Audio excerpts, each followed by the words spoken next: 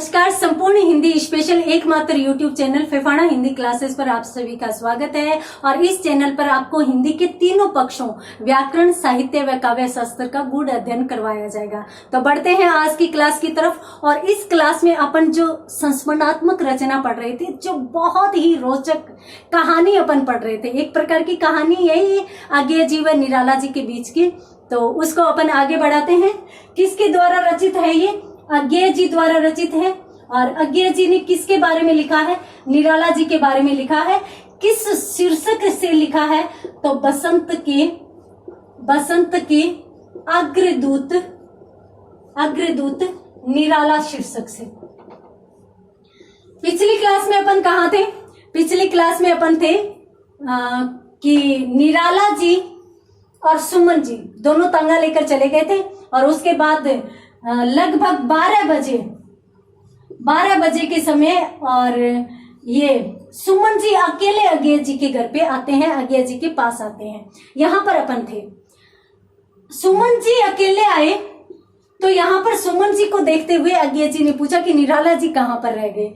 तो सुमन जी ने यूं कहा कि निराला जी ने कहा या उनकी इच्छा थी कि वो रहेंगे तो वहीं जहां पर वो रुके हुए हैं, तो इसलिए मैंने तांगे से उनको तो बंगले पर भिजवा दिया और उसके बाद मैं स्वयं है वो पैदल आराम से चलते हुए यहाँ पर आ गया। अज्ञेय जी ने कुछ नहीं कहा, हालांकि एक अलग से बिस्तर भी लगवाया था कि निराला जी हो सकता है यहाँ पर आ सकते हैं, यहाँ पर रुक सकते हैं, परंतु निराला जी सिद्धांतों के पक्के थे, वहां पर नहीं गए और इस प्रकार से वो बंगले में चले गए। इस प्रकार से यहाँ पे बात कंप्लीट हो गई। और उसके बाद अज्ञेय जी अगले दिन होमवती जी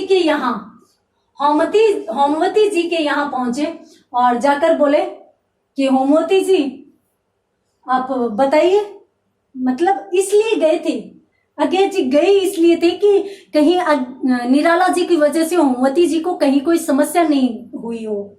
होमवती जल्दी से उत्साहित होकर और अज्ञेय जी के पास आई और अज्ञेय जी को अलग ले जाकर यूं कहा, भाई साहब आपके ये जो मित्र है ना, इन्होंने कल बाहर जो किया, परंतु घर पे तो इतने शांत थे, कुछ भी नहीं, यानी बहुत ही अच्छा व्यवहार इनका रहा। तो अज्ञेय जी यहाँ पर कहते हैं कि देखिए, चिंता की वैसे कोई बात नहीं थी, परंतु आप यदि निश्चिंत हो गई है तो चलो हम भी निश्चिंत हुए। परंतु वैसे भी चिंता की कोई बात नहीं थी, क्योंकि अज्ञेय जी निराला जी को बहुत अच्छे से जानते थे। वो जानते थे कि ये महान साहित्यकार, जितना इसका साहित्य महान है उतने ही उसके विचार और सिद्धांत भी महान है। अज्ञेय जी इस बात को जानते थे और यहाँ पर अज्ञेय जी होमवती जी की बातों से संतुष्ट हुए। और अज्ञेय जी कहते हैं कि अगले दिन तो मैं समय से ही मतलब जल्दी ही, रात होने से पहले ही निराला जी को मेरे पास ले आया। हमने वहीं पर खाना खाया और उसके बाद निराला जी अत्यंत प्रसन्न थे, अत्यंत खुश थे। और जब निराला जी खुश होते थे तो कविताओं के पाठ किया करते थे। और अज्ञेय जी कहते हैं कि निराला जी ने जागो फिर एक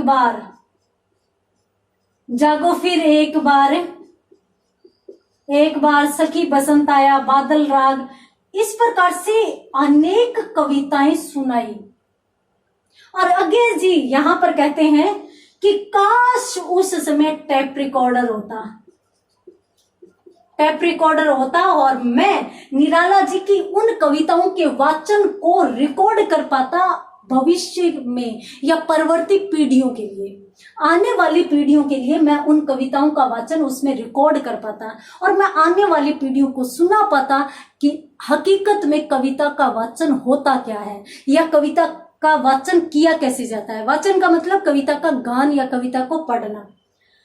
अज्ञेय जी यूं कहते हैं कि पहले जो कोई भी कविता वाचक रहे हो सकता है बहुत अच्छे रहे हो, पर मेरे समय में निराला जी से बढ़कर कोई भी कविता वाचक नहीं था।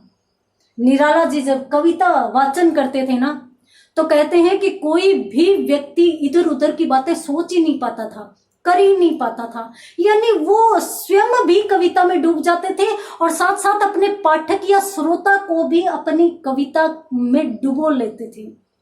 इतने तन्मय होकर कविता पाठ करते थे।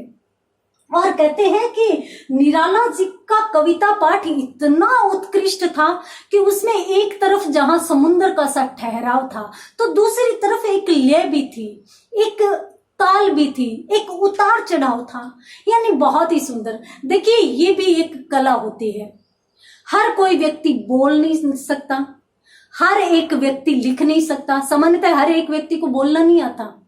बोलने नहीं आने का मतलब मेरा गूंगे होने से नहीं है कि किसी के पास जुबान नहीं है। बोलने आने का मतलब है कि सामान्यतः ये पता ही नहीं होता कि कहाँ पर क्या बोलना चाहिए। और साथ साथ जब भी किसी नए व्यक्ति से मुलाकात होती है तो पीछे हटने लगते हैं, अर्थात तो उनका सामना नहीं कर पाते, उनके साथ बोल नहीं पाते। तो इसलिए अज्ञेय जी यहाँ पर कहते हैं कि मेरे समय में निराला जी से, हालांकि हमारे साहित्य में बहुत से कवि ऐसे हुए हैं जिनका लेखन के साथ साथ वाचन भी उत्कृष्ट था। दिनकर जी का बहुत अच्छा नाम है और निराला जी का भी साहित्य में वाचन के क्षेत्र में भी बहुत अच्छा नाम है। और अपन यहाँ पर निराला जी को इसलिए भी महनीय कवि, सम्माननीय कवि कह सकते हैं कि ये जितना अच्छा लेखन कार्य करते थे उतना ही अच्छा वाचन कार्य भी करते थे। और अज्ञेय जी कहते हैं कि आज के दिन, यानी जिस दिन निराला जी उनके घर गए, कि मेरे लिए बहुत ही बड़े सौभाग्य की बात थी कि निराला जी ने प्रसन्न होकर स्वयं मुझे इतनी अच्छी अच्छी कविता सुनाई, हम सब ने सुनी। और उसके बाद अज्ञेय जी यूं कहते हैं कि उसके बाद सामान्यतः ये हो गया था साहित्य सम्मेलन और उसके बाद हम सब अलग अलग हो गए थे, निराला जी भी चले गए। उसके बाद कहते हैं कि बाद की जो मुलाकातें, एक बार पीछे का याद कीजिए ना, कितनी मुलाकातें पढ़ ली अपनों ने। प्रथम दर्शन था 36 में, उसके बाद अपनों ने 51 पढ़ा और उसके बाद अपन ये मेरठ वाली मुलाकातें पढ़ रहे थे। अब यहाँ पर ये अज्ञेय जी यूं कहते हैं कि इसके बाद निराला जी से काफी बार मिलना हुआ, परंतु निराला जी उसके बाद अवसाद में जाते रहे। अवसाद का मतलब अपनों ने पहले देखा था कि 51 में वो थोड़ी बहुत विक्षिप्त अवस्था में तो आ चुके थे, यानी हल्का सा पागलपन में आ गए थे और कुछ पारिवारिक परिस्थिति, घर की स्थिति ऐसी थी, घर में कोई था ही नहीं जिसको वो अपना दुख कह सके, दर्द बांट सके। तो इसलिए वो अकेले रहकर अकेलेपन में और भी अधिक अकेले होते गए और भी अधिक दुखद या अवसादग्रस्त वो होते गए। तो इस प्रकार से वो यूं कहते हैं कि हालांकि काफी बार निराला जी से मिलना हुआ, परंतु निराला जी की जो अवस्था है वो दिन दिन बिगड़ती ही जा रही थी। अज्ञेय जी कहते हैं कि काफी बार तो निराला जी दिल्ली आ जाते थे और दिल्ली में हमारी मुलाकात होती थी, हम आपस में बात करते थे। और कुछ अवसर तो ऐसे आए जहां पर निराला जी ने स्वयं बिना अज्ञेय जी के अनुरोध के ही बहुत अच्छी अच्छी कविताएं भी सुनाई। तो काफी बार ऐसे अवसर आए। और इसके साथ साथ अज्ञेय जी यूं भी कहते हैं कि इलाहाबाद में जैसा अवसर आया, यानी निराला जी दिल्ली अज्ञेय जी के पास आ जाते थे। ये अपन पीछे देख चुके हैं कि अज्ञेय जी बाद में दिल्ली रहने लगे थे। तो निराला जी कभी दिल्ली आ जाते थे, इनके साथ इनके पास रहते थे, घर पे रुकते भी थे।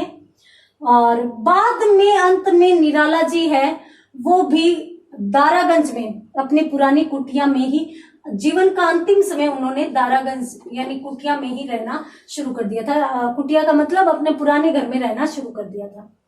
ये कहते हैं कि उसके बाद जितनी भी मुलाकात हुई, दिल्ली में काफी बार मुलाकात हुई, काफी बार निराला जी ने कविताएं सुनाई, परंतु जो इलाहाबाद में इन्होंने जो कविता वाचन किया या मुझे जो कविताएं सुनाई वो बहुत ही अच्छी कविताएं थी। और यहाँ पर ये याद करते हैं एक अन्य कवि को, रघुवीर सहाय। रघुवीर सहाय जी ने एक जगह हिंदी में यूं लिखा था कि पानी के अनेक संस्मरण मेरे पास है, या अनेक संस्मरण मैंने संजोए हुए हैं, मेरे पास इकट्ठे किए हुए हैं। तो यहाँ पर अज्ञेय जी कहते हैं कि जैसे निराला जी वाचन करते थे, कविताओं का वाचन करते थे, तो यूं लगता था कि जैसे निर्झर बह रहा हो, अर्थात झरना लगातार बहता जा रहा हो। इस प्रकार से मतलब उनकी लय नहीं टूटती थी। ऐसे नहीं कि कुछ बोल रहे हैं फिर कुछ बोल रहे हैं, तो उनका जो वाचन है वो एक लय में चलता था। तो उसी प्रकार से चलता था जिस प्रकार से झरना लय में बहता जाता है। तो कि यहाँ पर मैं भी इस निर्जर झरने के लिए कह सकता हूं कि पानी के अनेक संस्मरण मेरे पास है, परंतु मैं इनके बारे में बात नहीं करूंगा। मैं बता चुका हूं कि मुझे अनेक बार निराला जी ने कविताएं सुनाई। इलाहाबाद में जितना अच्छा अवसर मिला कविता सुनने का, उतना अच्छा तो उसके बाद नहीं मिल पाया था, परंतु फिर भी मैं इनका जिक्र नहीं करना चाहूंगा, क्योंकि मैंने कविताओं के वाचन के बारे में निराला जी की विशेषताओं का वर्णन कर दिया है। फिर ये उसी बात पर आते हैं और ये कहते हैं कि महादेवी जी ने निराला जी के अवसाद को कुछ कम करने के लिए, क्यों कम करने के लिए, क्योंकि महादेवी जी इन्हें अपना भाई मानती थी। तो अब निराला जी के अवसाद को कुछ कम करने के लिए उन्होंने इनके सम्मान में कई दावतें की, इनका बहुत सम्मान किया, उनके सम्मान के लिए दावत रखी। किस में रखी, कहाँ रखी, तो देखिए साहित्य में हिंदी के विकास के लिए महादेवी जी ने एक संस्था की स्थापना की थी जिसका नाम था साहित्यकार संसद। साहित्यकार संसद नाम से और महादेवी वर्मा द्वारा स्थापित एक संस्था है जो हिंदी के विकास के लिए कार्य करती थी। तो यहाँ पर महादेवी जी ने जो साहित्यकार संसद की स्थापना की थी, वहीं पर निराला जी को बुला लिया था और वहीं पर महादेवी जी ने इनका अनेक बार सम्मान किया, दावतें की। परंतु अज्ञेय जी कहते हैं कि इन दावतों ने निराला जी को लोगों के साथ घुलाया मिलाया नहीं, बल्कि उनसे और अधिक दूर कर दिया। अर्थात निराला जी जैसे दावत में जाते थे, तो वही बात है, यदि हमें कोई जानबूझकर प्रसन्न करना चाहते हैं तो हम कहते हैं कि बस कर, मत कर, हो गया बहुत। तो उसी प्रकार से निराला जी समझने लग गए थे और कुछ ये विक्षिप्तावस्था में थे, कुछ जीवन में जितने भी दुख झेले थे, जितने भी दुख सहन किए थे, उससे भी ये बहुत अधिक दुखी हो गए थे और इसलिए इन्होंने अपने आप को बिल्कुल अकेला कर लिया था, बिल्कुल अकेले रहना पसंद करने लगे थे। और अज्ञेय जी लिखते हैं कि एक जगह तो इन्होंने स्वयं लिखा भी है। क्या लिखा है? मैं अकेला जानता हूं आ रही मेरे जीवन की संध्या वेला।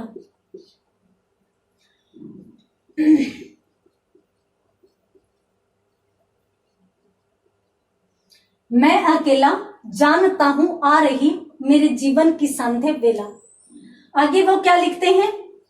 देखता हूं ये नदी झरने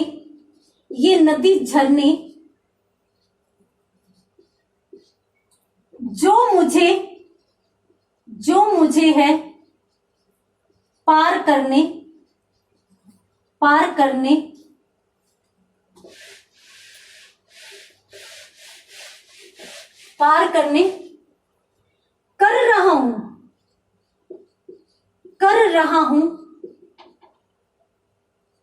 कर रहा हूं हंस रहा है यह देख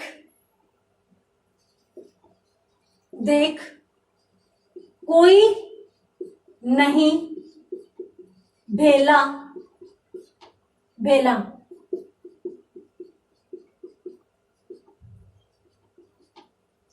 स्नेह निर्झर बह गया रेत सा तन रह गया।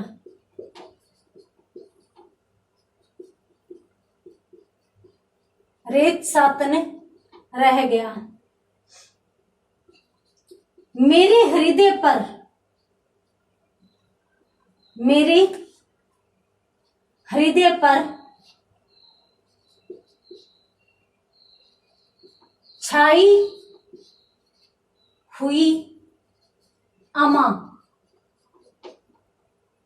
मेरे हृदय पर छाई हुई अमा, मैं अलक्षित हूं, अलक्षित हूं, यह कवि कह गया। ये इनकी अवसादग्रस्त अवस्था की कुछ पंक्तियां हैं। मैं अकेला, निराला जी जीवन में बहुत अकेले थे। उनकी पत्नी की मृत्यु हो चुकी थी, उसके बाद उनकी बेटी की मृत्यु हो चुकी थी, उनके बेटे ने उन्हें छोड़ दिया था और जीवन के अंतिम समय में उनके ये सारे दुख उनकी रचनाओं में उभर कर आए थे। मैं अकेला, मैं जानता हूं आ रही मेरे जीवन की संध्या वेला, मेरे जीवन रूपी दिन की संध्या आ रही है, अर्थात मेरा जीवन अब समाप्त हो रहा है और इस समय मैं बिल्कुल अकेला हूं, मेरे पास कोई भी नहीं है।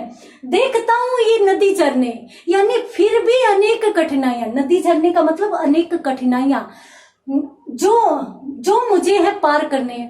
इस समय भी मेरे पास अनेक कठिनाइयां हैं, अब भी मेरे पास कुछ न कुछ लक्ष्य बचे हुए हैं और उनको भी मुझे पार करना है, उनको भी मुझे पूरा करना है और मैं कर भी रहा हूं। और यदि यहाँ पर मैं इन कठिनाइयों को भी पार कर रहा हूं तो भी समाज मेरे ऊपर हंस रहा है। ये बहुत ही विडंबना की बात है। और यहाँ पर बीच में मैं बता देती हूँ कि अज्ञेय जी ने स्वयं कहा था कि निराला जी है वो विक्षिप्तावस्था में भी पूरी समझ रखते थे, सूक्ष्म चीजों की जानकार थे। तो वो कहते हैं कि हंस रहा यह देखकर कोई नहीं बिला, कि ये समाज मुझे देखकर हंस रहा है, मुझ पर हंसता जा रहा है, मुझे सम्मान नहीं दे रहा, कोई नहीं बिला। बिला का मतलब अपने आप को संबोधित करते हुए कहते हैं, बायला कहते हैं ना अपन, उसी प्रकार से कि कोई बात नहीं भैया, या अपने ही मन को अपने आप को संबोधित कहते हैं कि कोई बात नहीं, कुछ फर्क नहीं पड़ता। स्नेह निर्झर बह गया मेरे जीवन से, स्नेह रूपी झरना तो बहकर मुझसे दूर चला गया। अब मेरा जो जीवन है वो रूखा सूखा रेत सा तन, मेरा ये जो शरीर है वो रेत के समान रूखा सूखा रह गया और मेरे हृदय पर अमावस्या की काली रात छा गई। अमा का मतलब होता है, देखिए हिंदी में दो शब्द आते हैं, एक तो अमा, अमावस्या की काली रात के लिए कहा जाता है, और एक आता है कुहू, वो पूर्णिमा की रात के लिए कहा जाता है। तो मेरे हृदय पर छाई हुई अमा, मेरे हृदय पर दुख अवसादों की काली अमावस्या छाई हुई है और फिर भी मैं इनको लक्षित नहीं कर रहा हूं, मैं उनकी तरफ ध्यान नहीं दे रहा हूं और इसीलिए मैंने अपने आप को अकेला बना लिया है, मैंने अपने आप को अकेला बना लिया है। और यह बात है वो कवि कह गया। ये बात कौन कह रहा है? अज्ञेय जी कह रहे हैं। तो इस प्रकार से 51 के बाद की जो रचनाएं मिलती है निराला जी की, यहाँ पर मैं आपको बता देती हूँ कि अपनों ने अर्चना के बारे में पढ़ा था। अर्चना कब थी? 51 में, जब सुमन जी और अज्ञेय जी निराला जी से मिलने गए थे तब इनकी अर्चना लेकर आए थे, इनका जो ग्रंथ है वो लेकर आए थे। उसके बाद कहते हैं कि इसी प्रकार के भावों से संबंधित सारी की सारी रचनाएं मिलती है। अब अज्ञेय जी कहते हैं कि मैं क्या करूं, क्योंकि अज्ञेय जी तो निराला जी का बहुत अधिक सम्मान करते थे। अब वो कहते हैं कि मैं इस संस्मरण में उनको किस रूप में देखूं। एक तरफ तो वो निराला जो कहता था कि मैं बसंत का अग्रदूत निराला जी स्वयं को बसंत का अग्रदूत कहते थे, और यहाँ पर आपका ये शीर्षक भी क्लियर हो जाएगा, बसंत का अग्रदूत। ये निराला स्वयं कहते थे। क्यों कहते थे? क्योंकि निराला जी का जन्म बसंत के दिन हुआ था, बसंत पंचमी के दिन निराला जी का जन्म हुआ था। तो इसलिए वो कहते थे कि मैं तो प्रसन्न रहने वाला व्यक्ति हूँ, मैं तो खुश रहने वाला व्यक्ति हूँ।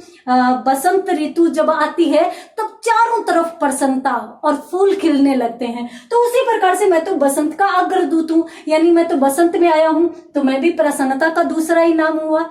तो यहाँ पर कहते हैं कि एक तरफ अपने आप को बसंत का अग्रदूत कहने वाला वो महान कवि, दूसरी तरफ अपने आप को अकेला कह रहा है। कैसे सोचूं मैं इन भावनाओं को, उनके इस व्यक्तित्व को किस तरीके से स्वीकार करूं। और फिर लेखक कहते हैं कि अज्ञेय जी कहते हैं कि उसके बाद अब जो स्थिति है उसमें निराला जी मेरे साथ नहीं है, यानी निराला जी चले गए परंतु उनकी हर एक स्मृति मेरे पास है।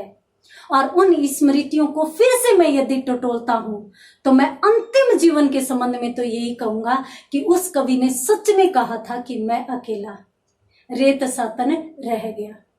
और यहीं पर इसी भावनाओं के साथ, इन्हीं उक्तियों के साथ अज्ञेय जी अपनी संस्मरणात्मक रचना को पूरा करते हैं। इसमें इन्होंने अपनी और निराला जी की 3 मुलाकातों का चित्रण किया है और इसके साथ साथ विभिन्न प्रकार के उतार चढ़ावों का वर्णन भी किया है, जिसमें हम निराला जी के जीवन को भी साक्षात देख सकते हैं। तो ऐसे थे हमारे निराला जी, जिनका अज्ञेय जैसे महान कवि भी बहुत सम्मान करते थे।